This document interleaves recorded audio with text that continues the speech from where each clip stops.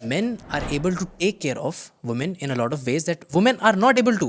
अगर आप रोड पे चल रहे हो रात के 3 बजे, ठीक है, और आपको Practical सामने से बात अगर करो हाँ, अगर आपको एक लड़की चलते हुए दिख रही है और उसके सामने से एक मर्द आते हुए चल रहा है, क्या चांसेस हैं कि लड़की लड़के से डर रहा है या लड़का लड़की से डर रहा है? राम और ये जो लोग हैं, I believe that either they are prophet और they are not a prophet. बहुत पॉसिबिलिटीज़ हैं कि गॉड के प्रॉफिट्स हैं, बिकॉज कुरान में ही मैंशन है 1,00,000 से ऊपर प्रॉफिट्स थे, by name they are not mention. करी है शाहरुख खान के साथ इन डीडी दिलवाले दुल्हनिया ले जाएंगे, और ये जो फिल्म है my name is Khan and everything, कि मैं उनसे बात कर रहा हूँ, love and respect your work sir हाथ में ला रहा हूँ, और मैं पीछे चलते जा रहा हूँ और पीछे स्टेज ख़त्म हो रहा है.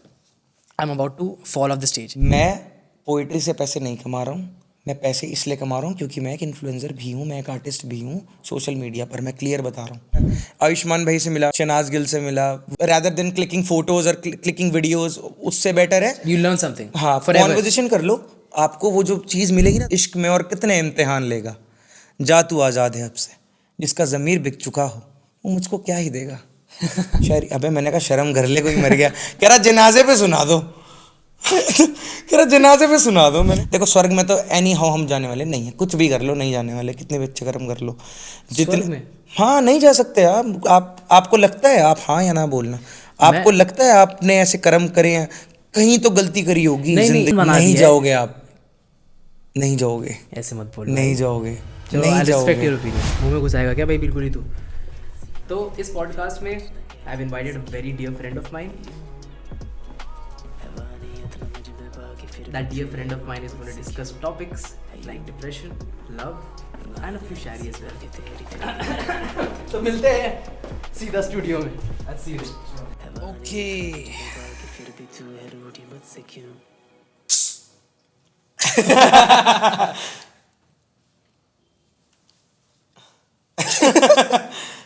करो यार, स्टार्ट करो. इसलिए बुलाया गया मुझे यहाँ पे हंसने के लिए. मूवी चल रही है क्या पुरानी कोई? पता है मैं क्या सोच रहा था कि मेरे भाई को मैं ऐसे इंट्रोड्यूस कराऊंगा कि भाई अपने देश के जाने माने शायर, one of the best poets in the country, one of the highest engagement, right. मैं ये सब सोच रहा था बोलने के लिए, लेकिन मैंने बोला यार मुकुल भाई क्या है यार, प्यार मोहब्बत की बातें करते हैं. ये करी आपने, बात अच्छी है, दिल वाली बात है. मैं सोचा कि प्यार मोहब्बत की बातें करेंगे. और सबसे अच्छी चीज़ ये है कि I just want to go back. मैं जो टाइम था जब हम लोग मिले थे, the first time that we met in Pineapple, and everybody was सारे दोस्त आए हुए थे अपने. विकेट सनी भाई हो गए, MC हेडशॉट भाई हो गए, we were all sitting and jamming. और फिर मुकुल भाई भी वहीं पर हैं, और मुकुल भाई ने शुरू करी शायरी, back to back back to back back to back, और लोग दीवाने होते जा रहे हैं. मैंने बोला यार ये बंदा सॉलिड है. मैंने नंबर सेव करा, भाई का नंबर, भाई ने मेरा नंबर सेव करा, और उन्होंने दिल डाल दिया, आदिल मेरा भाई करके दिल. तुम्हारा नाम दिल है ना, दिल, इसलिए मैंने दिल डाला. दिल डालिया. मैंने भी पहली बार किसी का टाइप करा कंपनी वाली जगह पे, शायर मेरा भाई, दिल लगा के.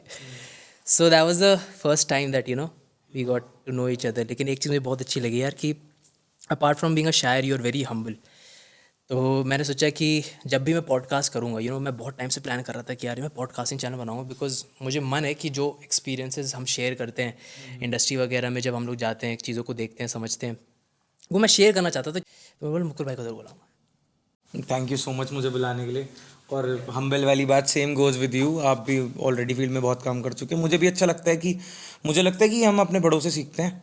फिर बड़े मेरे भाई नथिंग लाइक दैट. आप मेरे से उम्र में 5 साल बड़े ही हो. मुझे पता था कि बोलने वाला है. आपने नोटिस नहीं किया, मैंने उम्र वर्ड बोल दिया था. बड़े हैं उम्र 24 साल का मैं भी हूँ, मेरे से बड़े. तो उम्र में जो बड़े लोग होते हैं उनसे सीखता हूँ. और मुझे लगता है कि हम अपने बड़ों से सीखते हैं जोक्स अपार्ट, और हमें अपने से छोटों को सिखाना चाहिए कि बीइंग हम्बल होना बहुत ज़्यादा ज़रूरी है ना. मुझे लगता है कि अगर आपका जो टैलेंट है, अगर आप हम्बल हो तो ये कहीं जाता नहीं है ना. It stage with you. इसीलिए रहता है वो क्योंकि आप उस चीज़ को ग्राउंडेड रखते हो. हवा में उड़ने को तो कभी भी उड़ सकते हो. करेक्ट है, very well said. Apart from that मैंने एक तुम्हारे साथ बातें भी करी थी, मतलब अ लॉट ऑफ टाइम्स, मतलब हमने शोज़ वगैरह भी बहुत सारे करे. हाँ एग्जैक्टली. एंड हम लोग जब भी बैठते थे बैक स्टेज वगैरह बातें चलती थी, तो एक चीज़ हमारे अंदर कॉमन रहती थी, जो मैं पॉडकास्टिंग वगैरह भी तुमने नोटिस करी होगी, मैंने जिसको सोच के स्टार्ट करी. 2 concept, spirituality and mind trap. ये जो एक साइकोलॉजिकल गेम चल रहा होता है हमारे दिमाग में, ये बहुत मेरे ख्याल से ज़रूरी है आज के टाइम में डिस्कस करना यूथ के साथ, कि यार हम लोग किस चीज़ों को लेकर डिप्रेस हो रहे हैं हम लोग की लाइफ में गॉड का क्या इंपॉर्टेंस है, हमारी फैमिली का क्या इंपॉर्टेंस है, और अगर आपको कभी भी बुरा लगता है, कोई भी चीज़ बुरी फील होती है लाइफ में, तो उसको डील कैसे किया जाए। यार मेरा एक पर्सनल सवाल है, मैं आउट ऑफ नोवेयर पूछ रहा हूँ बिगिनिंग से ही तेरे से, ठीक है। मैं ऐसी सिचुएशन में बहुत बार आता हूँ जब मेरे को समझ नहीं आता कि यार मैं दिल से सोचूं कि दिमाग से सोचूं। ये ये बड़ा बड़ा अच्छा क्वेश्चन है, और मुझे लगता है इसका जवाब सबका अलग हो सकता है, पर्सनल ओपिनियन। मुझे पर्सनली ऐसा लगता है कि अगर आपके ऊपर कोई सिचुएशन आई है ना, तो एक ही तो लाइफ है यार, दिल से सोचो, दिल से लो डिसीजन, कोई भी लो। क्या होगा, आप फेल हो जाओगे किसी चीज़ में, यही होगा, रिग्रेट करोगे। बट मुझे ये लगता है, मुझे नहीं पता मेरी 7-8 जिंदगी हैं, 10 या 15 हैं, कितनी, मुझे तो ये पता है कि ये एक है। तो अगर मैं किसी डिसीजन को अपने दिमाग से लूँगा, मैं रिग्रेट ज़रूर करूँगा बाद में, इसलिए मैं तो दिल से लेता हूँ। जो भी लेता हूँ दिल से लेता हूँ, स्पॉन्टेनियसली ऐसे ले लेता हूँ, बाद में रिग्रेट नहीं फील करता। फिर मैं, बुरा तो लगता है अगर कोई चीज़ हर्ट होती है, बट रिग्रेट नहीं फील करता। अगर दिमाग से लिया होता तो दिमाग से लिया तो स्मार्ट चलता, बट बाद में जाके मुझे ये ज़रूर लगता कि नहीं यार, मेरा दिल ना वो करने के लिए कह रहा था, मुझे कर लेना चाहिए था। जब मैंने ये सब स्टार्ट करा था, अब बात ऐसी हो रही है, मेरे को लग नहीं रहा पॉडकास्ट चल रहा है, जेन्युइन बताऊँ। जब मैंने ये सब स्टार्ट करा था, तो I was doing job in Gurgaon, Concentrix company में मैं काम कर रहा था। तो जॉब भी कर रहा हाँ, मैं जॉब कर रहा था Crazy. 5 साल पहले, जब मैंने कॉलेज ओवर करा था अपना, क्योंकि फैमिली बोल रही थी कि अब कॉलेज हो गया, आप जॉब वॉब करो। मुझे लगा तू फुल टाइम, मतलब बिगिनिंग से बहुत अच्छा लिखता है भाई, तू बहुत टाइम से लिख रहा है। वो तो मैं करता ही हूँ पोएट्री, बट मतलब बंदे का Side कहीं से तो, hustle, हाँ side hustle, obviously I side understand. Hustle था। तो मैंने कहा कि जॉब करते हैं, तो 1 साल मैंने जॉब करी, फिर मैंने अमेज़ॉन में जॉब करी 6 मंथ्स। फिर मुझे कहीं से फील हुआ कि शायद मैं ये लैपटॉप पे जी हुजूरी करना, यस सर, हेलो सर, ये मैं कर नहीं पाऊँगा। तो मैंने अपनी फैमिली को बोला कि मैं ये सब नहीं करूँगा। तो मेरी फैमिली ने बोला ओके तेरी मर्जी है, नहीं करना मत कर, हमने तो कौन सा तुझे फोर्स करा। तो मैंने छोड़ दिया। फिर मैं कुछ 1-1.5 साल तक, 2 साल तक ब्लैंक ही रहा। जिस वो वाला टाइम ब्लैंक नहीं बोलूँगा, वो था मेरे लिए अच्छा ही, क्योंकि मैंने उस पर्टिकुलर टाइम में बहुत लिखा, और मैंने बहुत पढ़ा और बहुत सुना। मुझे लगता है कि लिखने से ज़्यादा इंपॉर्टेंट है आप किसी को सुनते हो या पढ़ते हो, वो आपको बहुत काम आता है। तो वो जो 2 साल मैंने अपने आप को दिया, वो मुझे अब काम आ रहा है, थोड़ा बहुत जितना भी आ रहा है। Crazy crazy. Let's talk about a book that has changed our lives, starting with you. तुम मुझे कोई ऐसी किताब का नाम बताओ जिसने आपकी ज़िंदगी बदल दी हो। मेरे को लगता है कि मैं बुक्स पढ़ने वाला इतना बंदा तो नहीं था, बट एक इंसान को मैंने कुछ साल पहले देखा था, तो मैं बड़ा फैंटेसाइज हुआ उसको देखकर ऑन स्क्रीन। जब मैंने उसको यूट्यूब पर देखा या वीडियोस में देखा, जो है हज़रत जॉन एलिया साहब, जो अब नहीं है, मगर क्या इंसान। और ऐसा मैं तो चाहूँगा ऐसा इंसान कोई ना बने जैसे वो थे। ना बने? अब बताओ ना बनने की वजह। ना बने इसलिए क्योंकि वो शख्स यार खुद को ही पसंद नहीं करता था। वो ऐसा इंसान था या थे, अगर मैं हल्का सा भी कहीं इज्जत देने में कुछ गलती कर दूँ तो माफ़ कर देना, बहुत रिस्पेक्ट करता हूँ उनकी। जॉन साहब का ये था कि वो जो ज़िंदगी जी रहे थे, वो नहीं चाहते कि वो कोई और जिए, और वो सही भी है, क्योंकि वो बर्बाद ज़िंदगी है, मतलब होपलेस ज़िंदगी है, उसमें कोई होप नहीं है, कोई उम्मीद नहीं है किसी चीज़ की। आदमी मौत का इंतज़ार कर रहा है। तो आपको लगता है कि प्रैक्टिकल अगर हम चीज़ों को लें, ये तो अलग साइड है, तो ये ओके होगा, आपको लगता है ऐसा? जो आदमी अपनी मौत का इंतज़ार कर रहा है, या तो मुझे बस मौत आ जाए। या तो वो बहुत सेटिस्फाइड है, नहीं, वो बहुत सेटिस्फाइड नहीं है, या तो वो थक गया है। वो थक गया है, और वो चाहता है कि मैं मर जाऊं बस। नहीं, लेकिन दोनों पहलू देखने पड़ेंगे ना आपको। हो सकता है जॉन एलिया साहब, मुझे तुम बताओगे उनके बारे में इस पॉडकास्ट में, मैं उनके बारे में जो किताब की बात तुम कर रहे हो, उन्होंने कोई किताब लिखी है, बहुत किताबें। वही तो आप मुझे बताओगे कौन सी किताब। लेकिन मैं ये समझता हूँ कि अगर कोई नॉर्मल इंसान के बारे में पूछो कि भाई अगर मौत के लिए इंतज़ार कर रहा है तो क्या होगा, आई थिंक 2 रीजंस हो सकते हैं। एक, या तो वो बहुत थक गया है, एक या तो वो बहुत सेटिस्फाइड है लाइफ में, उसने सब अचीव कर लिया है, now he is ready to meet his god. तो आप मुझे बताओ कि जॉन एलिया साहब का कौन सा फेस था। जॉन एलिया साहब का ये फेस था कि जितना मैंने उनकी बुक पढ़ी है, बहुत कम लोग जानते होंगे, और मुझे भी अजीब सी बात लगी। कुछ 18 रुपये या 19 रुपये किलो उस टाइम पे अमरूद मिला करते थे या सेब मिला करते थे, मुझे याद नहीं कौन सा फ्रूट था। कुछ इतनी सी बात पे उनका ख़त्म हो गया था रिश्ता किसी से, बहुत बड़ी बात है। और बहुत, हाँ, वो बहुत पहले की बात है, बहुत पुरानी बात है, हमारे टाइम के थोड़ी है, बहुत पुराने शहर है। पाकिस्तान की बात बता रहा हूँ, यहाँ की भी नहीं है। वो यहीं से थे वैसे, इंडिया से ही थे। मुस्लिम? हाँ, मुस्लिम थे, सैयद थे। तो फिर वो पाकिस्तान चले गए। कुछ इतने किस्से पे उनका ब्रेकअप हुआ या उनका जो भी था उनका किस्सा ख़त्म हुआ। उसके बाद उन्होंने अपनी जो उनकी वाइफ थी उनसे भी अलग हो गए, अकेले रहना शुरू कर दिया एक कमरे में। और जितने भी आप पोइट्स को जानते हो या शायर को जिनको आप मानते हो, जिनकी आपने शायरी सुनी होगी, आपको नाम याद नहीं होगा बट आपने शायरी सुनी होगी, वो सब ये बात मानते हैं कि टिल डेट मैं तो बोल सकता हूँ मैंने अपनी ज़िंदगी में जॉन इलिया साहब जैसा शायर नहीं देखा, ना मैं कभी ज़िंदगी में अपनी देखूँगा और ना मैं देखना चाहता। वो है उनका दर्जा मेरे लिए। तो मेरे को एक ऐसा इवेंट बताओ, या फिर स्टार्ट करते हैं एक शायरी से ही। मेरे को एक शायरी सुनाओ एक जॉन साहब की बात सुनो ना, फिर शेर सुनाऊंगा। Please please. बड़ी मुझे खूबसूरत लगती है वाली बात जॉन साहब की। अच्छा अच्छा, सुनो ना, मैं कंफर्टेबल हो जाऊंगा। और हाँ, आराम से कंफर्टेबल हो ना, मैं तो ऐसे शूज़ में कंफर्टेबल। नहीं बिंदास, अब मैं हो गया हूँ कंफर्टेबल, अब मेरे को शायरी सुनाओ। शायरी सुनने से पहले शायरी सुनाऊंगा, बट ये वाली बात है जो मेरे अंदर अटकती है। और मेरे को उस आदमी की ना सिचुएशन सोचता हूँ तो बड़ा अजीब लगता है सोच के कि ये बंदे का सोचने का तरीका देखो आप कितना है। कि स्टेज पे कोई बंदा बैठा हुआ है, हज़रत जॉन इलिया साहब। अच्छा, सिगरेट पीते थे हमेशा? शराब पीते थे। अच्छा, वो कोई स्टाइल था वो क्या हमेशा सिगरेट वगैरह? शराब सिगरेट इन सब में स्टेज पे मैंने नोटिस किया था लाजिम था, ये पता था मेरे को एक चीज़। बट अलाउड नहीं था। वो खुद ही अपने आप को भी बुरा ही बोलते थे कि मैं सबसे बेकार आदमी हूँ जो स्टेज पर। ऑनेस्टी देखो ना बंदे की, बंदा बोल रहा है कि हाँ वो एक्सेप्ट कर रहा है बट वो उससे कंट्रोल नहीं कर पा रहा, तो वो कितने ज़्यादा दर्द में है। वो बंदा स्टेज पे बोलता है, मेरे को एग्जैक्ट वर्ड याद नहीं, अगर गलत बोल दूँ तो बुरा मत मानना भाई कोई भी, क्योंकि मेरे जैसे उनके बहुत सारे फैंस हैं जो क्रेजी हैं उनके लिए। तो वो बोलते हैं कि मेरा सब कुछ तबाह हो चुका है, मैं यहाँ पर बर्बाद होके आया हूँ। जब वो ये बात बोलते हैं अपना सर पटकते हुए, तो लोग हंसने लग जाते हैं। तो जॉन साहब बोलते हैं गुस्से के लहजे में कि ये कोई हंसने की बात है। तो ऑडियंस थोड़ी शांत हो जाती है, फिर उन्हें लगता है नहीं यार, फिर वो कहते हैं अच्छा ये हंसने की बात है। तो ये आप किसी को ना, आप ये चीज़ समझो कि किसी ने कितनी मुश्किल से अपना दर्द बताया और लोग हंस रहे हैं। पहले वो बंदा गुस्सा हुआ, ये जो दो फेस दिखाए ना, पहले उन्होंने इस चीज़ के कि वो गुस्सा हुई और फिर वो समझदारी का कि वो समझ गए कोई बात नहीं कि मैं कहाँ बैठा हूँ, ये लोग मुझे सुनने आए हैं। ये मुझे जॉन साहब का बड़ा नहीं यार, काफ़ी इसको बोलते हैं ना, क्राउड कंट्रोल भी बोलते हैं इसको। आप कभी कभी नोटिस करना, एक से एक शायर मिल जाएंगे आपको, लेकिन मेरे ख्याल से ये कोई भी फील्ड हो, आर्टिस्ट की फील्ड हो या फिर आप फार्मेसी इंडस्ट्री में काम करते हो या कुछ भी आप करते हो, मेरे ख्याल से यूनिक वो निकलता है ना जो एक लीडरशिप क्वालिटी लेके चलता हो। पर मेरे को लगता है कि ये सब प्लान नहीं था। नहीं नहीं, नेचुरली बोल रहा हूँ। मुझे लगता है कि उनका नेचर ही ऐसा है। हाँ, नेचर है ना, नेचुरली बोल रहा हूँ कि वो जो चीज़ बोलते हैं वो चीज़ ओके हो जाती है। मतलब वो कुछ भी बोल दे, अब वो कोई भी ऐसी लाइन बोल दे।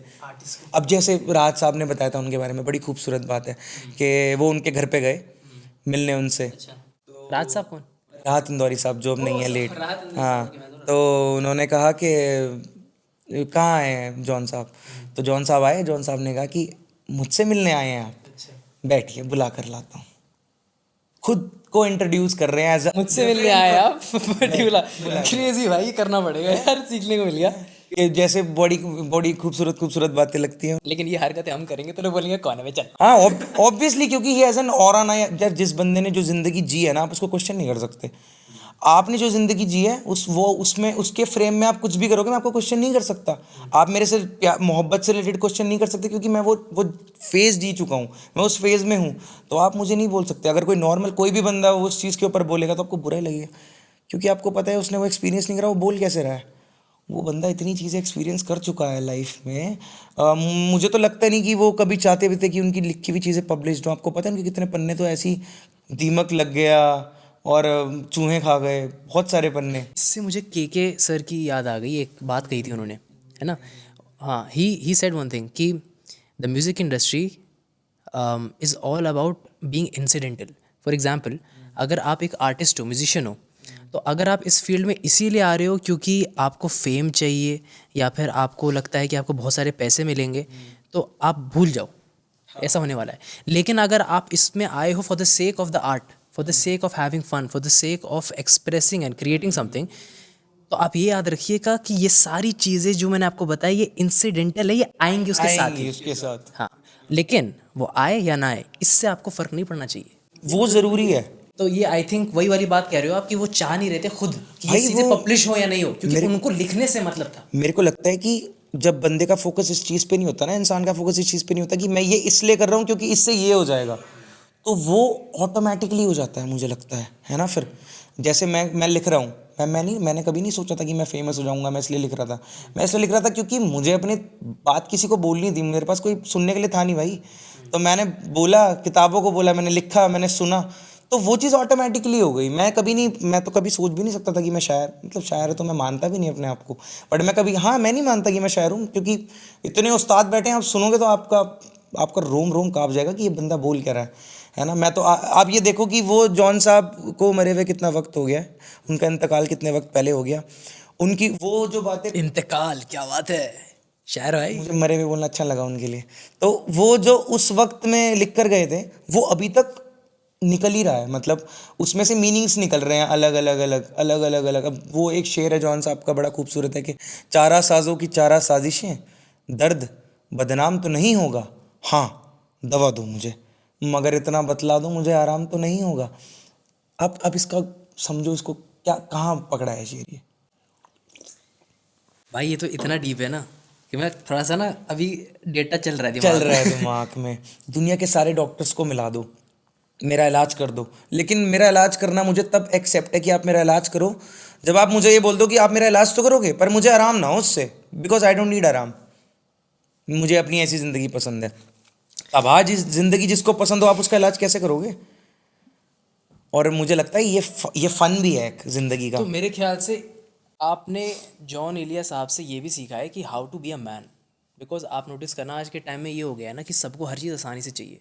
नोटिस करा होगा सिक्स पैक एब्स भाई सबसे जल्दी कैसे आएंगे। मैंने एक वीडियो भी देखा था इंटरनेट पे जहाँ पर अपने एंड्रयू भाई एंड्रयू भाई ने बोला कि why do you want it to be so simple, why can't you work hard, why can't you grind your ass off, why do you want it so quick and easy, why can't you pay for it? The whole point about having six packs is the fact that you have to work hard for it. The whole point it is hard to get. अगर सबके पास होता तो फिर भाई इसमें flex करने की बात ही क्या थी। बात ही क्या थी। तो a person who is ready for pain is a man, I feel. And I think कि मैं इसमें वो नहीं होगा। मैं जानता हूँ बहुत सारे लोग हो सकता है यहाँ पर आके बोलेंगे कि भाई हम ही रो नहीं सकते क्या, हम ये नहीं कर सकते वगैरह वगैरह। नहीं नहीं, ऐसा मतलब नहीं है, जितना रोना है रो। लेकिन I think as a man we have always been in the history as warriors, as people who have been taking care of the family, as people who have been influencing and nourishing the children and the future, of course with a great partner that is equally important, that is a wife, है ना। obviously for sure। तो I think it's very important. जैसे लड़कियों का कुछ nature होता है जो वो हमसे बहुत बेहतर करती हैं और बहुत अच्छे से जानती हैं। मैं ये वाली बात ऑलरेडी कर चुका हूँ, और ये वाली बात मुझे बहुत अच्छी लगती है करनी, बार बार भी मैं इस चीज़ को बोलने के लिए रेडी हूँ कि मेंस और वुमेन्स सेम नहीं होते, इक्वल नहीं होते, और कभी हो भी नहीं सकते, है ना। सीधे हाथ नहीं हो सकते कभी भाई, है ना। बहुत सारी चीज़ें होंगी जिसमें वुमेन्स हमसे बहुत अच्छी Women are होंगी, better than us in बहुत fact सारी in a चीज़ें lot of होंगी ways। जिसमें हम अच्छे होंगे। इसको एक्सेप्ट क्यों नहीं करते लोग, मुझे समझ में नहीं आता। आपको मैं बताता हूँ क्यों नहीं करते हैं। क्योंकि आज के टाइम में क्या हो गया है ना कि इंटरनेट ने लोगों को कंप्यूटर के पीछे बैठ के कुछ भी बोलने की फ्रीडम दे दी है। एग्जैक्टली। अब जिनके पास दम नहीं है, कुछ नहीं कर सकते, उनके पास एक चीज़ है टकाटक उंगली चलाने की, ठीक है, तो वो कुछ भी बोल रहे हैं। और दूसरी चीज़ ये है ना कि ये वेस्टर्नर्स का गेम है, हाँ, ठीक है। मुझे ये भी हमें लगता है। बहुत सारी चीज़ें इंट्रोड्यूस कराते रहते हैं। पीडोफिलिया इनकी प्रॉब्लम है, ठीक है। होमोसेक्सुअलिटी से रिलेटेड ये इंसान को मुर्गा बनाने वाले हैं बहुत जल्दी, और हो भी रहा है बहुत जगहों पे। पता नहीं कौन कौन से जानवर के साथ सेक्स हो रहे हैं, और वो नॉर्मल हो रहा है। तो ये सब चीज़ें वहाँ से इंट्रोड्यूस होती हैं, धीरे धीरे यहाँ आती हैं। तो द होल पॉइंट इज़ ना, एक फेमिनिस्ट को ये समझना बहुत ज़रूरी है कि सबसे पहली चीज़ कि आप अपने राइट्स, वो बोलती हैं ना कि are men in authority of us women. मेरा सवाल पता है क्या उनसे, आरंट दे, बिकॉज आप अपने राइट्स मांग किससे रहे हो? ऑब्वियसली आप मर्द से मांग रहे हो ना। आप एक चीज नोटिस तो करो, तो वो ऑब्वियस हो गया कि वो ऑब्वियस हो अथॉरिटी गया, मांग क्यों रहे हो फिर। आप मांग क्यों रहे हो, पहली चीज ये। दूसरी चीज ये, एक बहुत बेसिक सा एग्जाम्पल है जो बहुत चलता रहता है इंटरनेट पे, लेकिन मैं मेंशन जरूर करूंगा इसको समझने के लिए। Just like I want to start by saying कि women are capable of a lot of things that man are not able to, लेकिन men are able to take care of women in a lot of ways that women are not able to। अगर आप road पे चल रहे हो रात के 3 बजे, ठीक है, और आपको Practical सामने बात से अगर करो, हाँ, अगर आपको एक लड़की चलते हुए दिख रही है और उसके सामने से एक मर्द आते हुए चल रहा है, क्या चांसेस हैं कि लड़की लड़के से डर रहा है या लड़का लड़की से डर रहा है? I don't even need to answer. No, आपको पता है कि आपके लिए थ्रेट क्या है, आपको प्रोटेक्शन चाहिए किससे, और आपको उसके लिए कौन चाहिए? आपको मर्द जो है प्रोटेक्ट कर रहा है, पहली बात, और किससे प्रोटेक्ट कर रहा है? From main itself. बहुत ही प्यारा टॉपिक है। मुझे लगता है वो उन लोगों के लिए एक अलग पॉडकास्ट होना चाहिए जो ये वाली चीज़ समझते हैं, या सोचते हैं, उनकी सोच चेंज करने के लिए।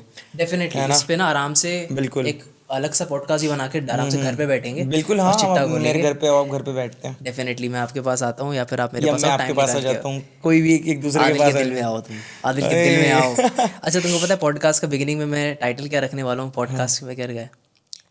आज दिल की बात करें। ओए, Crazy तो है? ये क्या था, आज दिल की बात करें, ये क्या है? आज दिल की अच्छा, बात करें। आज दिल की बात करें, अच्छा, ओके, हाँ, नाइस नाइस, अच्छा Nice ना? लगेगा, अच्छा लगेगा, अच्छा लगेगा ना? बढ़िया है, भाई ने सजेशन दे दिया तो यही रख लेते हैं अपने पॉडकास्ट सीरीज का बेस्ट ना है, नाम, आज दिल बेस्ट की है, बात करें। आज दिल की बात करें। क्रेजी भाई। So moving on, I think मैं तुमसे एक बहुत इंपॉर्टेंट क्वेश्चन पूछना चाहता हूँ। कोई आर्टिस्ट है जो शायरी करना चाहता है, घर में मम्मी पापा से बोल रहा है कि मम्मी पापा मेरे को शायरी का शौक है, इसको मैं किसी दिन करियर बनाना चाहता हूँ, तो ये पॉसिबल है क्या? शायरी से आदमी पैसे कमा सकता है? या फिर आप मुझे ये बताइए कि जॉन इलिया ने क्या कंट्रीब्यूशन दिया है to the modern Urdu poetry? What is the difference basically, मुझे ये समझाओ शायरी का दौर थोड़ा सा। भाई, सबसे पहली बात आपने जो बात बोली कि कोई अगर स्टार्ट करना चाह रहा है पैसे कमाने के लिए, तो जी दोनों हाथ जोड़ के बोल रहा हूँ, ना करे अपने। अगर पैसे कमाने के लिए सोच रहे हो तो मत करो। एक वाली बात आ गई। हाँ, मत करो। अगर लेकिन नहीं है, नहीं है, नहीं है, नहीं है, क्लियर बोल रहा हूँ। बहुत लोग नहीं बोलते होंगे, बहुत लोग बोलते होंगे मैं बहुत पैसे कमा रहा हूँ। मैं पोइट्री से पैसे नहीं कमा रहा हूँ। मैं पैसे इसलिए कमा रहा हूँ क्योंकि मैं एक इन्फ्लुएंसर भी हूँ, मैं एक आर्टिस्ट भी हूँ सोशल मीडिया पर। मैं क्लियर बता रहा हूँ, पोइट्री में उतना पैसा नहीं है।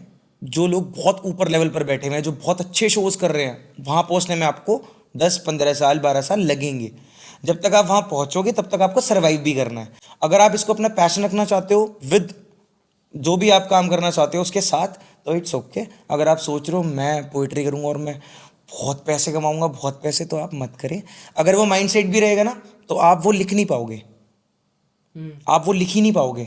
अगर अगर मेरे सामने पेज है और मैं अपनी फीलिंग्स लिखना चाह रहा हूँ और मेरे दिमाग में मैं इसलिए फीलिंग्स इसलिए लिख रहा हूँ क्योंकि इस पेज से मुझे पैसा आएगा, क्योंकि मैं ये लिखूंगा, तो वो आप कभी नहीं कर पाओगे। अगर राइटर बनना चाहते हो तो राइटर बन जाओ, इट्स फाइन, जैसे जानी तो करता है और भी इंडस्ट्री के लिए बहुत लिख सारे। सकते हैं लोग, हाँ, बट पोएट्री, लेकिन क्रेडिट्स नहीं मिलेंगे मेरे ख्याल से, क्योंकि वो खरीद लिया जाता है। मैंने एक पॉडकास्ट बनाया है, एपिसोड 1 या 2 में मैं उसको डालूंगा मेरे भाई के साथ, मैंने शेयर करी ये बातें। एडवर्टीजमेंट्स और ये जो म्यूजिक इंडस्ट्री है, जो लेखक होते हैं, मैं उनके बहुत क्रेडिट्स लिए कुछ जाते हैं। मैं बहुत कुछ खो चुका हूँ जो मैं बोल भी नहीं सकता, क्योंकि मैंने पैसों के लिए गाने बेचे हैं।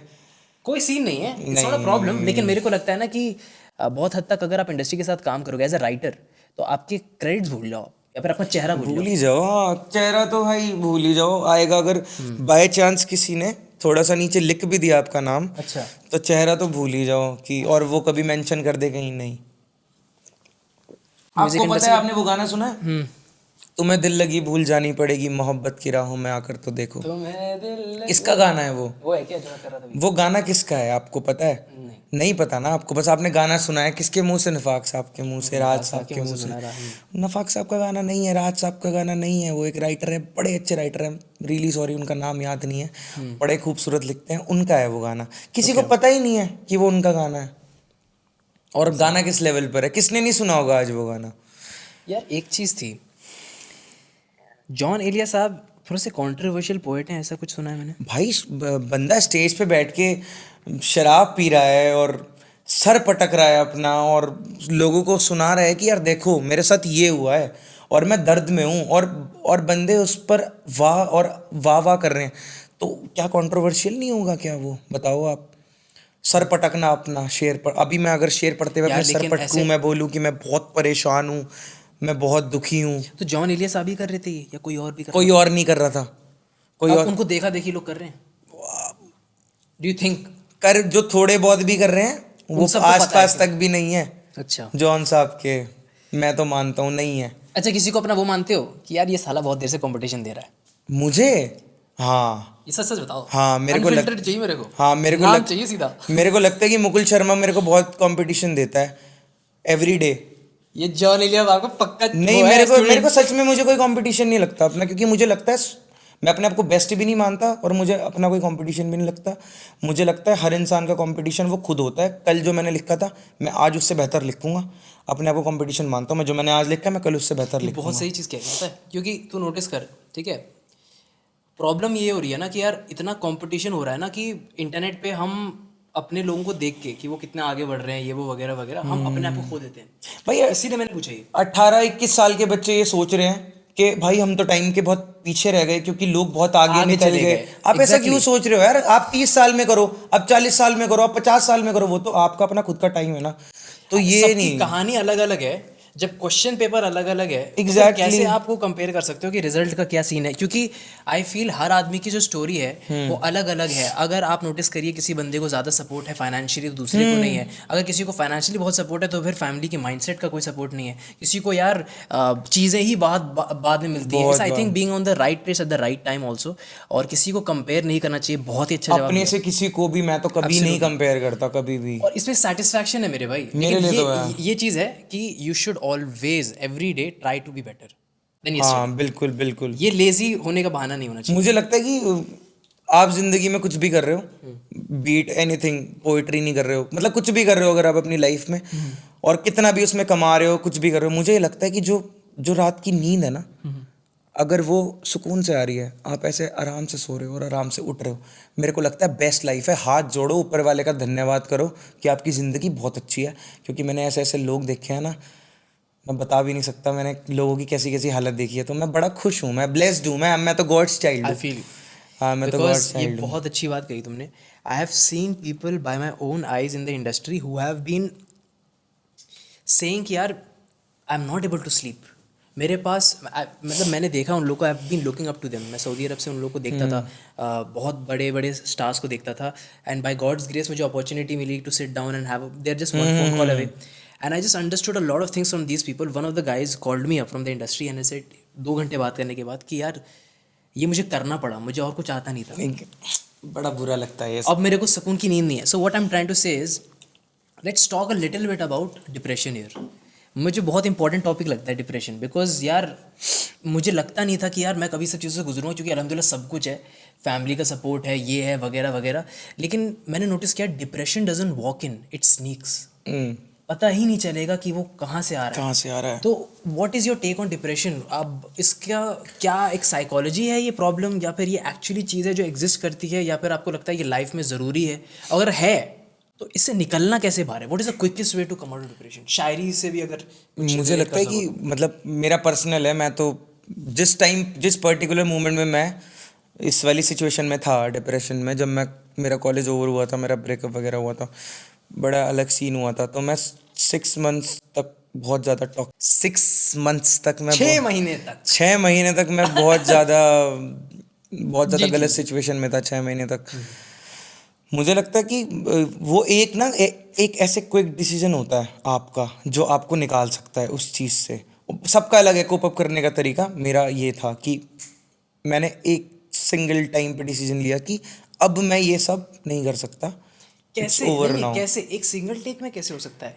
हो सकता है एक अगर वजह तो कुछ, कोई बुक वजह थी, या फिर तुम्हारी शायरी वजह थी, या फिर तुम्हारी फैमिली। हाँ हाँ, तो मैं जब बहुत ही ज़्यादा गलत सिचुएशन में था तो फैमिली ने बोल दिया था कि फैमिली इज़ वेरी इंपॉर्टेंट। हाँ, या तो आप यही सब करो या फिर आप ये सब छोड़ दो।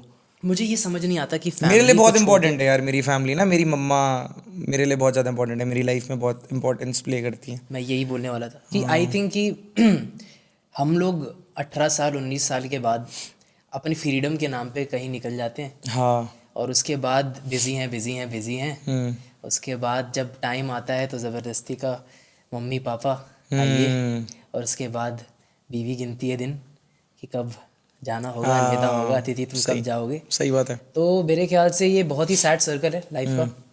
लेकिन जितनी लाइफ में लोग रियलिटी को पिक्चर करेंगे, फैमिली की रियलिटी को समझेंगे, मुझे लगता है यार मैंने भी अपनी लाइफ में ऐसे एक्सपीरियंसेस देखे हैं कि एक टाइम आएगा ना जब आप अपने फ्रेंड्स को या फिर किसी चीज़ को भी ना अपने साथ नहीं देखोगे, लेकिन अपनी फैमिली को देखोगे अपने और साथ वो भी ही बिना देखोगे, बिना किसी वजह के, हमेशा बिना किसी वजह के, विदाउट हमेशा, एक्सपेक्टिंग एनीथिंग हमेशा। बैक। आपका भाई आपसे कितना भी लड़ता हो, बहन आपसे कितनी वो भी आपका लड़ती हो, भाई रहेगा, वो आपकी बहन ही रहेगी। हाँ, यू कांट बी और उनके राइट्स आप कभी भी नहीं ले सकते। नहीं ले सकते, कोई उनकी जगह भी नहीं ले सकता कभी भी। मुझे लगता है कितना या भी लड़ लो, कुछ भी बोल लो, ब्लड होता है भाई आई कुछ स्टॉप। तो। मैंने ना ये मैंने अपना सर्कल इतना वो कर दिया है। ऑल गुड, ठीक है, no worries, no worries, no worries. So the whole thing is कि no matter how many times I mention this, मेरे ख्याल से ये कम है, लेकिन हम लोग अपने दोस्तों को अपनी फैमिली ज़बरदस्ती क्यों बना रहे हैं कि हमारे पास फैमिली है नहीं? समझो इस बात को। कुछ दोस्त भी होते हैं फैमिली, बट हाँ ये वाली दोस्त बात अच्छी, फैमिली बन प्रायोरिटी। जाता है, लेकिन प्रायोरिटीज की बात हो रही है। प्रायोरिटीज की बात है तो पूरे दिन भर family। आप अपने फैमिली के साथ नहीं रह रहे हो, बाहर रह रहे हो, और आप उन सब चीज़ों के लिए सब चीज़ें कर रहे हो, लेकिन अपने फैमिली की नहीं कर रहे हो। मैं बताऊँ, सच बताऊँ क्या, आई रियली फील कि इंसान को टेस्ट करने के लिए दुनिया में भेजा गया है, और जो फैमिली होती है ना, एक बहुत स्ट्रांग बॉन्ड होता है। आप दूसरों को फैमिली बना सकते हो, लेकिन फैमिली को प्रायोरिटी देना बहुत ज़्यादा इंपॉर्टेंट होता है लाइफ में। मेरी मम्मा मेरे को बोलती रहती हैं कि कहीं जाता है तो मेरे बारे में भी कुछ बोल दिया अगर। तो मैंने मुझे कहा, मम्मी चलो के बारे में बताओ यार, अब तो तुम। अरे मम्मी बड़ी क्यूट है भाई, मम्मा को सब पता है कि मैं कब क्या करता हूँ क्या नहीं करता, कहाँ घूमने जाता हूँ क्या करता हूँ। She is okay with everything. वो मेरे को हमेशा ही बोलती हैं कि तू जो भी कर रहा है लाइफ में अच्छा कर रहा है, करता रहे, लगा रहे, मैं तेरे साथ हूँ, तो टेंशन मतलब शुरू से यही बोलती हैं। जब ये सब नहीं था तब भी सेम बात बोलती थी। और एक फैक्टर मम्मा के साथ आज तक ख़त्म नहीं हुआ कि मैं जो भी कमाता हूँ मैं मम्मा को पकड़ा देता हूँ। अब पहले तो ज़्यादा कुछ कमाता नहीं था, अब तो ठीक ठाक कमा लेता हूँ। सही। वो पकड़ा देता हूँ तो मम्मा मेरे को जब मैं मम्मा को पैसे देता हूँ, मम्मा मेरे को हमेशा ये पूछती हैं कि तेरे पास बच्चे हैं ना। मैंने कहा यार कितनी प्यारी हैं। इनको लगता है मैं इनको सारे पैसे दे दूंगा। तेरे पास तो वो बच्चे वाली हैं ना। चीज़ है। एक शेर लिखा था मैंने मम्मा पे कि उड़ने की सलाह काम की है, लेकिन जमीन पर घर बना रखा है अगर, क्या करना है फिर परिंदे ने आसमान में। दौलत शोहरत भी कमानी ज़रूरी है ज़िंदगी में, लेकिन माँ खुश नहीं है तो कुछ नहीं है जहाँ में। तो ये है कि लव इट। मुझे लगता है कि बहुत अगर प्यारा। सारी ज़िंदगी की खुशियाँ मिला दो एक साथ, और माँ तो फिर माँ की खुशियों के आगे सब फीकी नो है। बडी कैन, एंड आई फील यार एक चीज़ ये भी है, कुछ फैमिलीज ऐसी हैं, मैं एक मैसेज देना चाह रहा हूँ किसी को इसके थ्रू ना। कुछ फैमिलीज ऐसी हैं जो मैं आपने, समझ गया, आप समझ गए। मैं समझ गया।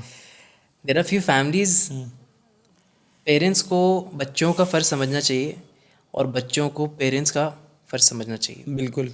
कभी कभी बच्चे गलत होते हैं, लेकिन कभी कभी पेरेंट्स भी गलत होते हैं। बिल्कुल 100%। I think it's the fight between love and hate and understanding कि गलत या सही क्या है, फ़र्क समझना, पूरी ज़िंदगी उसमें ही निकल जाती है। सही बात है। और इम्प्लीमेंट करने वाला जल्द से जल्द जो कर ले, वही लाइफ को सूदिंग, सुकून, सेटिस्फैक्शन से जीता है और मरता है।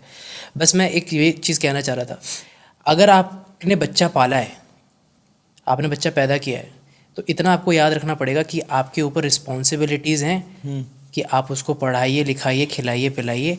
आपके अंदर ये नहीं होना चाहिए कि भाई हमने गुलाम पैदा किया है, जो हम बोलेंगे वही करेगा। एग्जैक्टली। आपने गुलाम नहीं पैदा किया।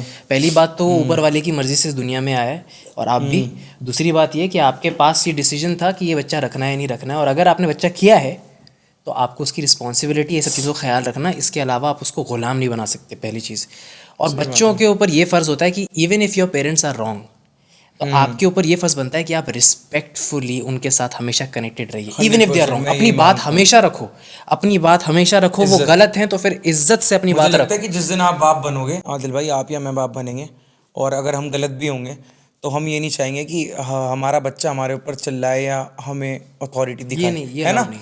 तो है ना, यही लगेगा। तो हमें भी, और बाद में हमें भी समझ में आ जाएगा कि शायद हमारी गलती है, ऑब्वियसली, क्योंकि इंसान है, हम समझ में आएगा।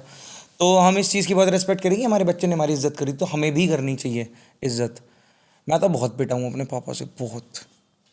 तुम्हारे पापा, पापा को गुजरे हुए काफ़ी साल हो गए। जब मैं 12th क्लास में था, 24 फरवरी को मेरी फेयरवेल थी, तो उस दिन पापा की डेथ हो गई थी। तो उसके बाद मुझे बहुत कुछ सीखने को मिला। उससे पहले मैं थोड़ा बचपना था मेरे, मैं लड़ता वड़ता था, इधर उधर हरकतें। अगर एक लाइन में, चलो 2 लाइन में कुछ कहना चाहो जो तुमने सीखा कि यार पापा नहीं रहे यार, अब क्या होगा मेरी ज़िंदगी का, तो क्या रहेगा, क्या मिसिंग है? मेरे को लगता है एक ना वो हाथ होता है सिर्फ, अगर वो कुछ करते भी नहीं तो एक वो जो ये है ना कि मैं हूँ, जो कि मेरे पापा मेरी लाइफ में हमेशा से रहे हैं कि नहीं आई के मतलब अभी ये हो जाता है थोड़ा सा, कोई नहीं। नहीं, आई अंडरस्टैंड मेरे भाई। तो पापा बोलते थे कि तू टेंशन मत ले, मैं हूँ, मैं कर दूंगा। तो वो जो मैं है ना, वो पीछे से हाथ वाला, वो जब हट जाता है तो हर चीज़ में अब मेरे पापा को ना पीने का बड़ा शौक था। मैं अब सोचता हूँ कि अब मैं इतनी जगहों पर घूमता हूँ। अभी मैं मुंबई गया था ना, तो मैं आयुष्मान भाई से मिला था वहाँ पे। तो एक ना मैंने विस्की देखी थी, बड़ी अलग अजीब सा नाम था उसका, कुछ मैंने लिख रखा है उसका नाम। तो मेरे दिमाग में तो एकदम उस विस्की को देख के सिर्फ ये याद है कि अगर मेरे पापा जिंदा होते ना तो मेरे पापा के लिए वाली विस्की लेकर जाते, तो बड़े खुश होते कि मेरे लिए कुछ अलग होता है ना, आपको यार अंदर से वो चीज़। So you still miss him and you still remember हाँ, him. बट मुझे लगता है कि अब मैंने वो चीज़ पापा के साथ देख ली है, तो मैं मम्मा के साथ अपनी सेम चीज़ नहीं होने दूंगा। जब तक मेरी मम्मा जिंदा है, मैं वो सब चीज़ें उनके लिए करूँगा Absolutely. जो मुझे करनी चाहिए, जो एक लड़के को करनी चाहिए, तो मैं वो सब करता हूँ। मेरे को कीप इट दैट वे। मैं आप लोगों से आउट ऑफ नोवेयर एक बात कहना चाहता हूँ। इस बंदे को मैंने फ़ोन किया कि आप कहाँ हैं जनाब, तो ये बंदे बोलते हैं मैं आयुष्मान खुराना के साथ एक प्रमोशन में हूँ, आता हूँ दिल्ली तो आपके पास आऊँगा सीधा एयरपोर्ट से, 5 दिन हम लोग साथ में रहेंगे, प्लान डिस्कस करेंगे, गाने बनाएंगे।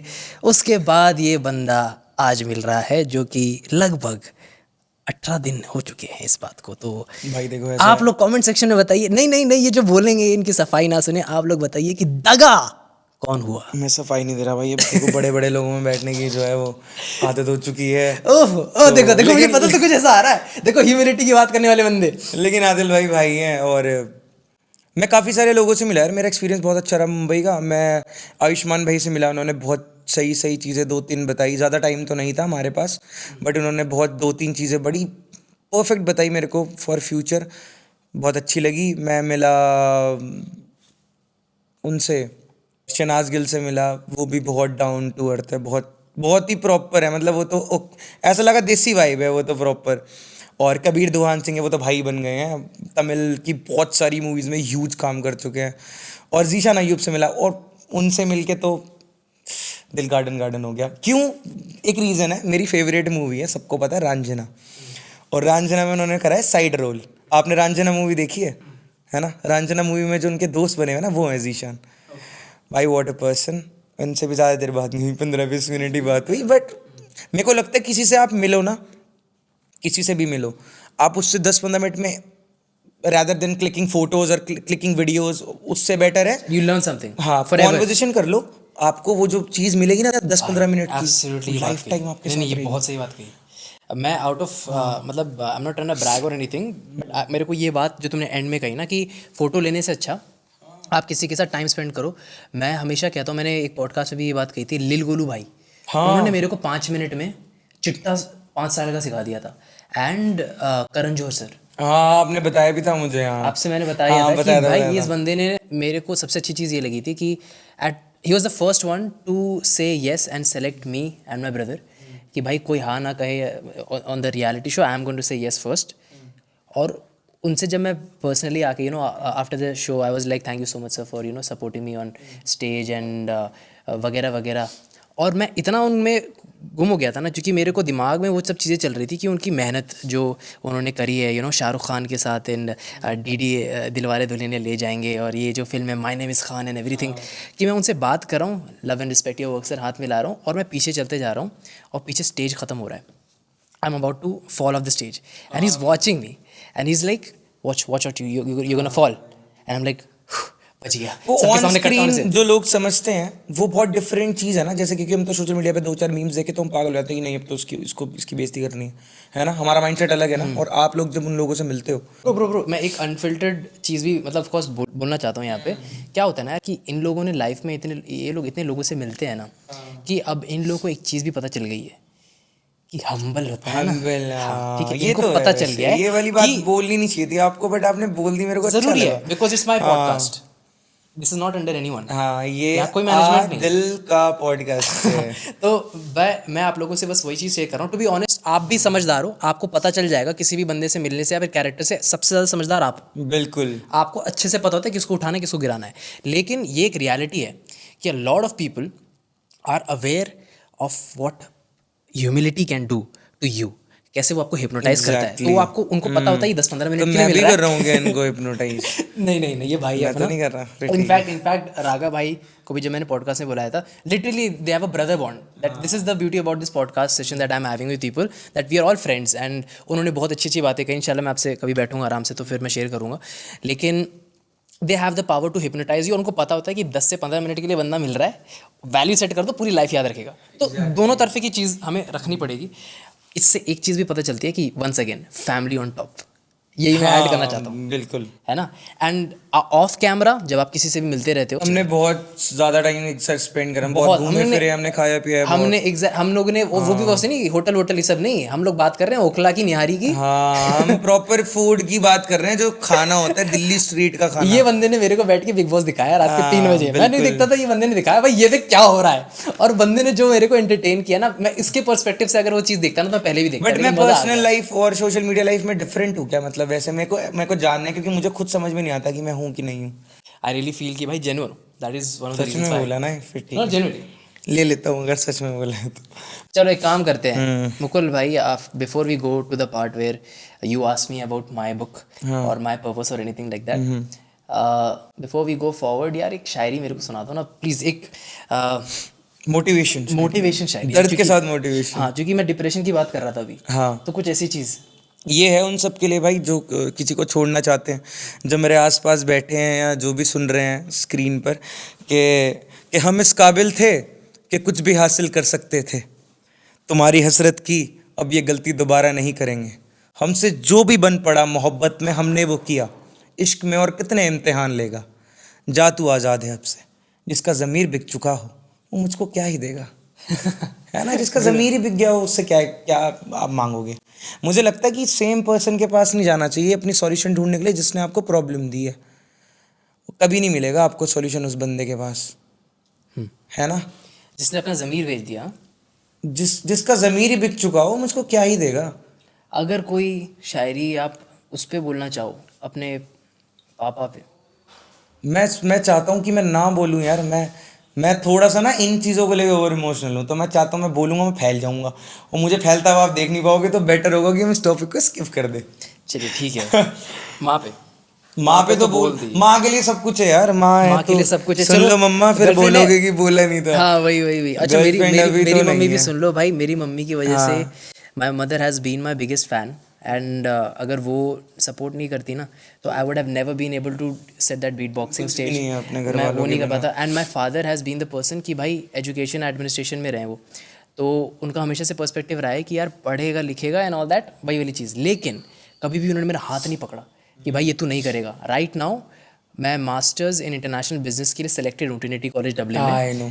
लेकिन पापा ने बोला कि तुझे अपना पॉडकास्टिंग को सेटअप करना है 1 साल, तो तू कर। And that is the best thing that I think a father can do, that is best पापा, थैंक यू अंकल। ना वेरी स्वीट ऑफ हिम। तो द थिंग इज़ कि मेरे को पर शायरी, आपको ऐसा लगता है कि मुझे ऐसा पर्सनली लगता है कि हम उतने अच्छे नहीं हैं, हम तो काफ़ी हरामी हैं, बट जो हमारे घर वालों के सच में हैं, जो हमारे घर वालों के करे हुए अच्छे कर्म होते हैं वो हमारे ऊपर आते हैं। आपको ऐसा लगता है? मुझे लगता है सब ये कह रहे हो कि कर्म वो होते हैं, हाँ, कर्म आते हैं किसी के अच्छे कैसे कर्म? मैं हमारी समझ नहीं फैमिली के करे हुए अच्छे कर्म जो उन्होंने लोगों के लिए करा है, या फिर जो उन्होंने गुड थिंग्स, गुड डीड्स जो करी है ना। उसको कैरेक्टर बोलो ना।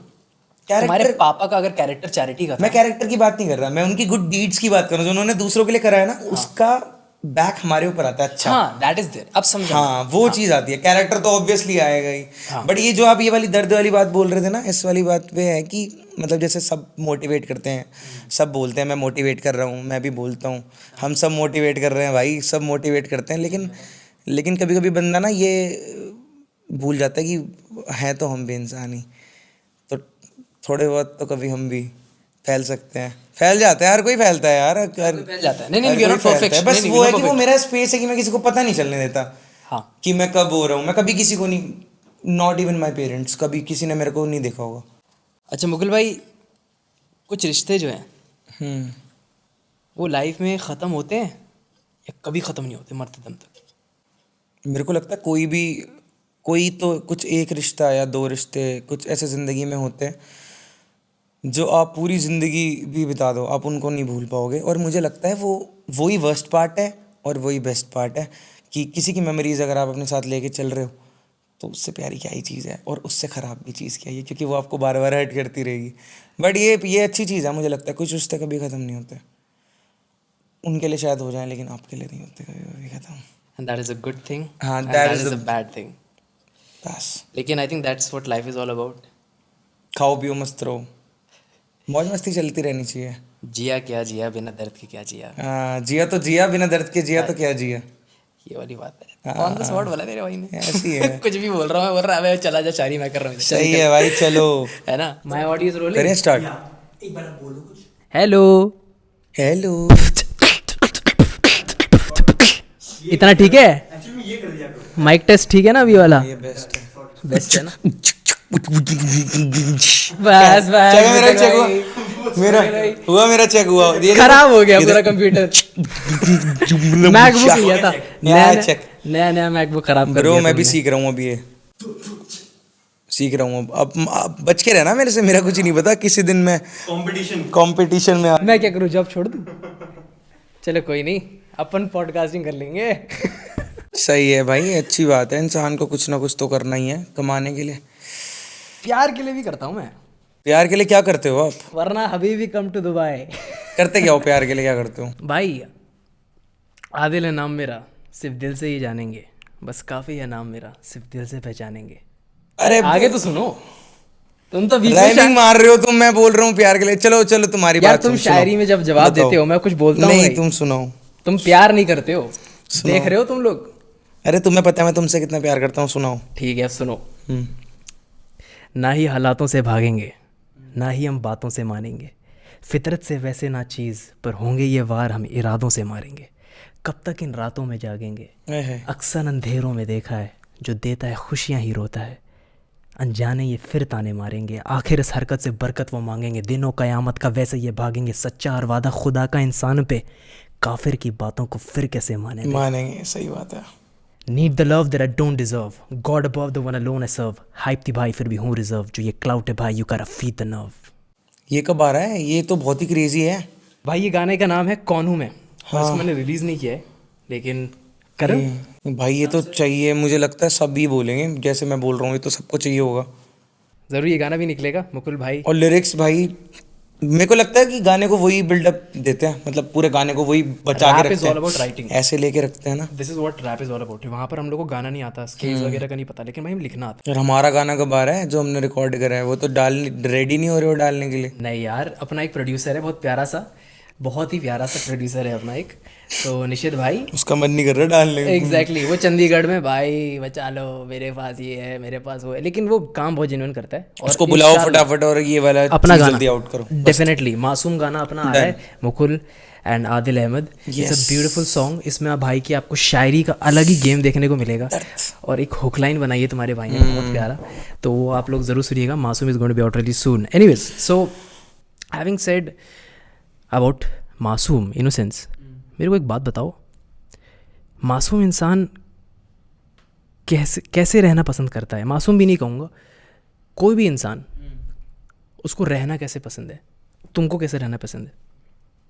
मेरे को कोई नहीं चाहिए, ना दोस्त चाहिए ना इधर उधर के लोग चाहिए, मेरे को अकेले रहना पसंद है। मैं सच में भाई, कितनी बड़ी बात है, 24 साल का लड़का हूँ मैं, मेरी इतनी एज नहीं है। मैं ये बात बोल रहा हूँ कि मैंने बहुत इतनी दुनिया आजमा ली है ना, अब मेरे को अकेले रहना पसंद है। मेरे को दुनिया आजमाने के बाद अक्सर लोग यही कहते हैं, नोटिस करा है? जिसने सारी दुनिया देख ली हो ना, जिसने सारी दुनिया देख ली हो, वो इसीलिए अकेला बैठता है क्योंकि उसने सारी दुनिया देख ली होती है। वो समझ जाता है कि यहाँ किसी का सीन मैंने ये ओके नहीं देखा है। है, जो भी लोग टॉप में है ना, अक्सर उनसे पूछो ना कैसा लगता है, शोज कर रहे हो आप, वो हम लोग उससे लोग पूछते हैं।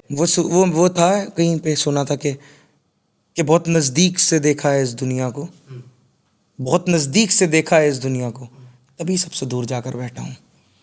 तो वही वाली बात है ये, ब्यूटीफुली सेड, जिसने बहुत क्लोजली देख लिया हो, है ना। अपार्ट फ्रॉम इनोसेंस, यार कोई हद होती है क्या प्यार की? प्यार की, अगर आप किसी से सच में प्यार करते हो ना, विदाउट एक्सपेक्टेशन वाला कि उससे कुछ मिल रहा है, कोई मॉनिटरी बेनिफिट या कोई भी बेनिफिट मिल रहा है, तो फिर वो तो नहीं है। मुझे लगता है प्यार जब आप किससे करते हो ना, तो प्यार में कोई हद नहीं होती, प्यार की कोई हद नहीं है। और मुझे लगता है कि आदमी खुद को खो देता है हाँ, लेकिन प्यार में अगर उसको प्यार ना मिले तो, है ना, कि अगर आप ये बहुत अजीब बात है कि जैसे तुमको पाने की चाह में मैं इतना मशरूफ़ हो गया कि तुम तो मिले नहीं, मैंने खुद को भी खो दिया। तो इतना भी नहीं होना चाहिए, स्मार्ट नहीं होना चाहिए, पर मुझे लगता है होना चाहिए। अगर कोई प्रैक्टिकल सोचेगा तो नहीं होना चाहिए, बट एक बार ज़िंदगी में एक बार प्यार होना चाहिए ताकि पता चले कि प्यार क्यों नहीं होना चाहिए। ये तो है, बहुत ज़रूरी है। सेंटी हो गए तुम तो, 4-5 मुझे बातें कुछ सुन याद आ गया। जो लिखा है मुकद्दर में वही होना है, जो लिखा है मुकद्दर में वही होना है, तो फिर रोना कैसा? और जो ज़िंदगी में अपना था ही नहीं, उसे खोना कैसा? एब्सोल्युटली। तो जो अपना होगा वो अपना ही रहेगा। जो मुझे तो लगता है जो आपके साथ खड़ा है वो आपका अपना है। मुझे लगता है 2 वजह होती है कि अल्लाह कोई भी गॉड आप पे 2 चीज मतलब कुछ चीज़ से आपको टेस्ट करता है।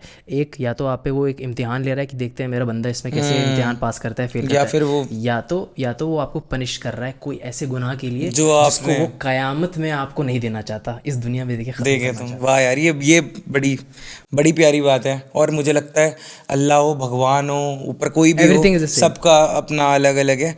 बट ये चीज़ सही है कि हमें जो है लेसन्स जो हैं, जो डिफ़िकल्टीज़ हैं वो यहीं मिल जाए तो बेटर है। ऐसा ना ऊपर जाके बड़ा दर्द झेलना है। पड़े ये भाई। तो दुआ करना है नहीं, जोक्स अपार्ट बहुत ही हाँ अच्छी बात है। भाई, अब मैं नहीं आप मिले। लोगों के साथ अगर आप सुन रहे हैं इस पॉडकास्ट को, यहाँ तक अगर आप इस पॉडकास्ट के पास पहुंच तक गए हैं, तो आई रियली रिक्वेस्ट कि कोई भी प्रॉब्लम हो, इतना याद रखिए कि या तो टेस्ट है या तो पनिशमेंट है। पनिशमेंट है तो आपके बेहतर के लिए, टेस्ट है तो खुशी आपको से तो पास एक्सेप्ट करना करो, है ना। मैं तो ये बोलता हूँ कि कुछ भी मिले ज़िंदगी में, दर्द मिले, खुशी मिले, कोई भी चीज़ मिले, मैं ना कभी खुशी में बहुत ज़्यादा खुश होता हूँ, ना कभी गम में बहुत ज़्यादा दुखी होता हूँ। मैं थोड़ा सा प्लेन चलता हूँ। इसी को कोई शायरी में अगर इफ पॉसिबल आ रहा है कुछ दिमाग में, हर फिर नोट बंदा कोई बात भी बोले उसको भी। सॉरी यार। अच्छा, ये प्रॉब्लम है। क्या प्रॉब्लम? मैं जहाँ जाता हूँ लोग बोलते शायरी सुनाओ। अभी किसी के इंतकाल पे गया, मैं किसी की डेथ हो गई, इंतकाल पे? हाँ किसी की डेथ पे गया, तो मेरा दोस्त एक आया हुआ था, उसका फ्रेंड, भाई कोई शायरी। अबे मैंने कहा शर्म कर ले, कोई मर गया। कह रहा जनाजे पे सुना दो। कह रहा जनाजे पे सुना दो। मैंने कहा ये कोई शर्म आ रही है तेरे को? नहीं, दैट इज तो too much, that is a bit too much ही नहीं है भाई, लड़के लोग हैं ऐसे इनसेंसिटिव हैं। इनफैक्ट क्या हुआ, मैं अपना भी इंसिडेंट शेयर करूंगा। मैं अपने विलेज में गया, किसी की शादी थी, और होता ही है ना कि वहाँ पर कुछ हुआ, मतलब ऐसा कुछ माहौल बना जिसमें मुझे कोई इतना पूछ नहीं रहा था कि आदिल मेरे को इतने टाइम बाद मिल रहा है। ये हो रहा था कि कुछ सुनाएगा। हाँ कुछ अब सुनाएगा। भाई मैं पूरी जिंदगी सुनाते रहूं या फिर मेरे को एग्जैक्टली कुछ होता है ना सुनाओ? कभी कभी फील। बट मुझे लगता है लोग प्यार करते हैं तो प्यार करते हैं, ठीक और है, मैंने कहा लेकिन बेचारा भाई बस, मुर्दा कहीं उठ के मैंने बोले कोई ओ बस सुन कर दे लेगा, ओ, तेरे को मारेगा कोई, सुन लेगा। बेचारा मुर्दा उठ के बोल रहा है ओ मत रुला, जिंदगी से हाँ बोलेगा भाई, दर्द बहुत है। बट अच्छा, तुमने मुझे बताया कि जॉन एलिया साहब को तुम बहुत पसंद करते हो। मोहब्बत के बारे में मैंने तुमसे बात नहीं करी, डिप्रेशन के बारे में बात करी, मैंने फैमिली के बारे में बात करी, मैंने तुमसे बहुत सारी चीज़ें समझी सीखी। बिल्कुल। मुझे मोहब्बत के बारे में कुछ बातें नहीं करनी, कुछ सुना दो इस पे। मैं किसी को एडमायर करता हूँ बहुत ज़्यादा। एक ही है जो मतलब लोग बोलते हैं ना मेरे को ये सेलिब्रिटीज़ पसंद है, वो मेरे को नहीं। सरगुन मेहता मेरे को लगती है बहुत ओके, क्योंकि मैंने मूवी देखी थी। किस्मत मूवी देखी आपने? नहीं देखी ना, आप देखोगे भी नहीं। जिसने मोहब्बत करी होगी उसने देखी होगी। किस्मत मूवी बहुत अलग लेवल है। तो मैंने उनको ही नज़र करके लिखी थी कि वक्त खामखा आईने के सामने ज़ाया करती हो, वक्त खामखा आईने के सामने ज़ाया करती हो, आप सादगी में भी क़यामत लगते हो, कमाल करते हो। और जिस दिन आपसे लड़ने का मन होता है, जिस दिन आपसे लड़ने का मन होता है, काजल लगा कर आ जाते हो, कमाल करते हो। और करोड़ों की भीड़ है इस जहाँ में, करोड़ों की भीड़ है इस जहाँ में, तुम हमको देखते हो, कमाल करते हो। और तारों से नहीं पूछते चांद की ख्वाहिश है क्या, तारों से नहीं पूछते चांद की ख्वाहिश है क्या, कश्ती नहीं बताती कि किनारा चाहिए, हमसे पूछते हो आप कि क्या कीमत है आपकी ज़िंदगी में। ये कैसा सवाल करते हो, कमाल करते हो। कमाल करते हो आप यार, उनके लिए beautiful beautiful. So about the person that you admire a lot. बहुत ज़्यादा। ब्यूटीफुल यार। आई होप कि शादी हो गई है यार उनकी, चलो कोई बात नहीं। शादी हो गई। हाँ, दिल में रिस्पेक्ट है उनके लिए अभी बहुत। वही हम बात कर रहे थे ना कि कहीं पर भी जाए पढ़ा लिखे पर। आप मेरे से बुक वाला टॉपिक पूछ रहे थे। आप कैसे म्यूज़िक सीन में, क्योंकि आप इतनी सारी चीज़ें कर रहे हो, म्यूज़िक भी कर रहे हो, फिर बीट बॉक्सिंग भी कर रहे हो, तो ये आपको कौन सी बुक ऐसी लगती है जिसने आपकी लाइफ चेंज करी हुआ है, जिसमें कोई ऐसी बात आपको हिट हो गई हो कि यार ये तो बड़ी प्यारी चीज़ है? कुरान, उसमें द होली बुक। मुझे इतनी सारी बुक्स में से वो ही क्यों, वाई? हाँ, it's a very good question कि मैं मुसलमान हूँ क्योंकि मेरे पापा मुसलमान हैं, या फिर मैं हिंदू होता अगर मेरे पापा हिंदू होते, अगर मेरे पापा क्रिश्चियन होते तो शायद मैं क्रिश्चियन होता। मेरे साथ और बहुत लोग ऐसे हैं जिन्होंने इंट्रोस्पेक्ट किया है। मुझे लगता है वो चूज़ कर सकते हैं कि वो कौन से रिलीजन को बिल्कुल अडॉप्ट करना चाहते बिल्कुल बिल्कुल सही बात हैं। जब मैं 7th ग्रेड में था, when I was in Saudi Arab, मैं ये सब चीज़ें तो कर रहा हूँ जो आपको इंटरनेट पे दिख रहा है, लेकिन मेरी एक आदत थी कि मैं कंपैरेटिव रिलीजन बहुत पढ़ता था। मैं सारी किताबों को पढ़ना चाहता था कि यार ऐसा God does God really exist, या फिर हमने उसको इसीलिए हम ये एक होप के लिए बनाया है हमने खुद कि हमें इसकी ज़रूरत है। पॉजिटिविटी एग्जैक्टली तो मैंने ये सब चीज़ों को समझा, and the reason why I choose Quran was number 1 because it is a final message of God. मैं ये बहुत दिल से मानता हूँ कि क्रिश्चियनिटी के अंदर गॉड की बातें हैं। यजुर्वेदास, छंदोग्य उपनिषद मैंने पढ़ी है, अरे क्रेजी, मैंने पढ़ी है और मैंने बहुत हद तक उसको रिलेट किया है। यजुर्वेदास में एकम अविदित्यम, God is only one without a second, there is a signal towards the spirit of truth, जो कि मोहम्मद सल्लल्लाहु अलैहि वसल्लम का सेकंड नाम है। तो all these things when I compared with Christianity, तो gospel of John, you know, book of Leviticus, book of Deuteronomy, आप उनमें पढ़ोगे बार बार जीसस कहते हैं, एक बार नहीं बहुत बार जीसस कहते हैं कि I am nothing without the father in heaven, I am by myself able to do nothing except for the father in heaven. वही मुझे जो कमांड करते हैं वही मैं करता हूँ। कुल हुवल्लाहु अहद, गॉड इज ओनली वन, अल्लाहु समद, he is the self sufficient, लम यलिद वलम यूलद, he does not beget nor was he begotten, ना ही वो पैदा हुए हैं ना ही वो पैदा करते हैं, वलम यकुल लहू कुफुवन अहद, यहाँ पे कोई भी चीज़ हो, he is comparable to nothing. ये सब तो एक ही बातें कर रहे हैं। When it comes to the Bible, मैंने नोटिस किया है कि ओल्ड टेस्टिमेंट न्यू टेस्टिमेंट में कोई वर्सेस जो है ऐड ऑन हो रहे हैं, रिमूव हो रहे हैं। अब वो सही है कि गलत है वो बात की बात है, बात सिर्फ इतनी है कि यहाँ पर इंसान लेफ्ट राइट कर रहा है, तो यहाँ पर मुझे प्रॉब्लम लगी।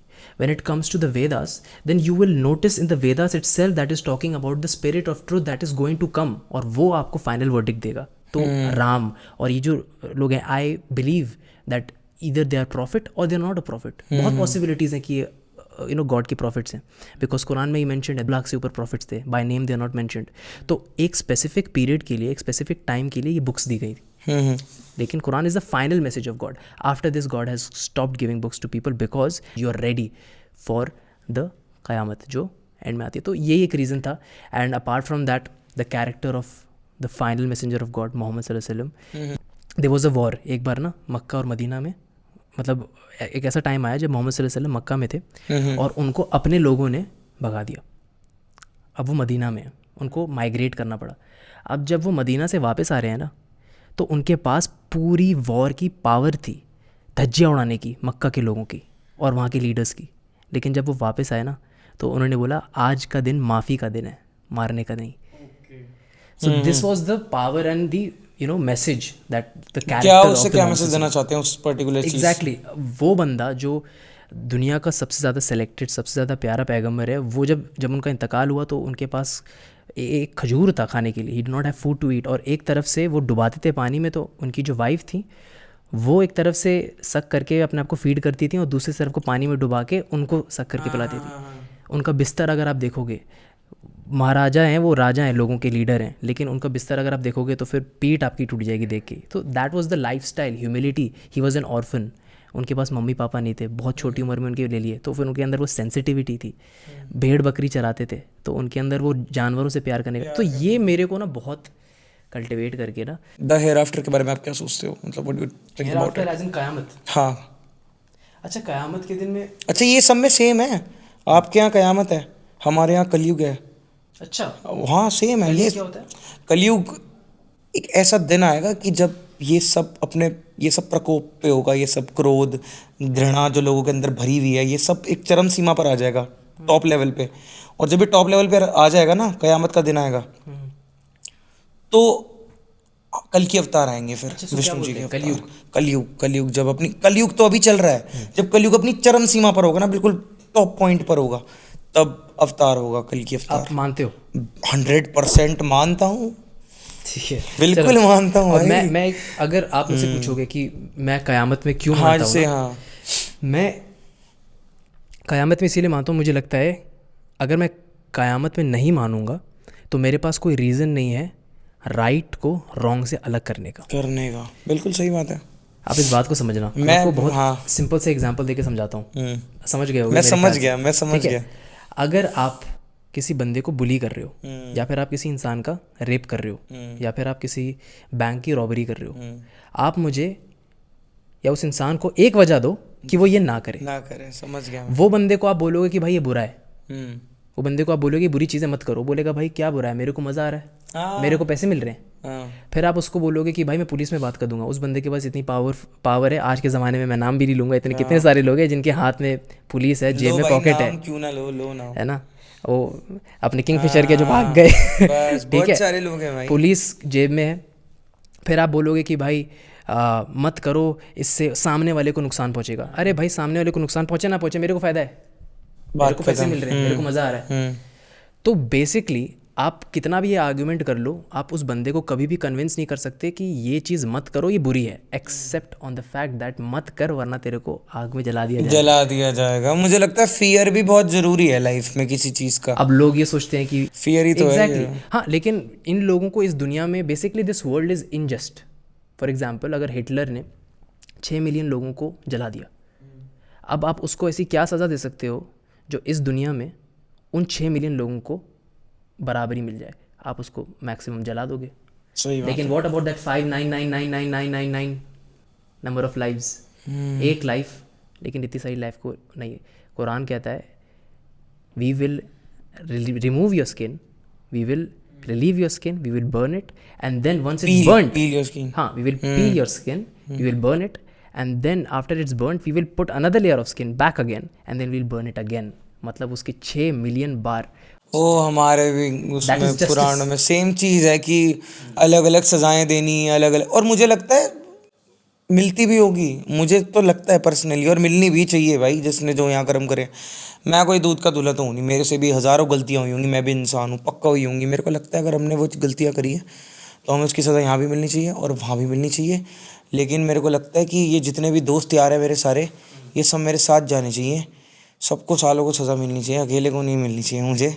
सब मेरे साथ लाइन में वैसे है ना, इधर से मैं कोड़े खा रहा हूँ पीछे, पता चला आ रहा हूँ लाइन में, सारे मेरे को लाइन में चाहिए, सबको साथ में मिले तो फिर ठीक है, फिर ओके दिक्कत है। देखो स्वर्ग में तो एनी हाउ हम जाने वाले नहीं है, कुछ भी कर लो नहीं जाने वाले, कितने भी अच्छे कर्म कर लो, जितने, हाँ नहीं जा सकते आप आपको लगता है, आप हाँ या ना बोलना, आपको लगता है आपने ऐसे कर्म करे हैं, कहीं तो गलती करी होगी जिंदगी में। मैं तो ये कहूँगा कि मैं स्वर्ग में जाने के लिए लायक नहीं हूँ, लेकिन ऊपर वाले ने इतना आसान बना दिया। नहीं जाओगे आप, नहीं जाओगे, ऐसे मत बोलो, नहीं जाओगे, चलो नहीं आई रिस्पेक्ट योर जाओगे। ओपिनियन। जितना मैं, जो चीज़ मैं समझता हूँ, जिस हिसाब से हम कर्म करते हैं ना, हमें पता भी नहीं हम कितने गलत कर्म करते हैं। मेरे को ये लगता है आज के मैं टाइम तेरा में, तो पर्सपेक्टिव, फॉर श्योर तेरा पर्सपेक्टिव मैं बहुत लॉजिकली समझ गया।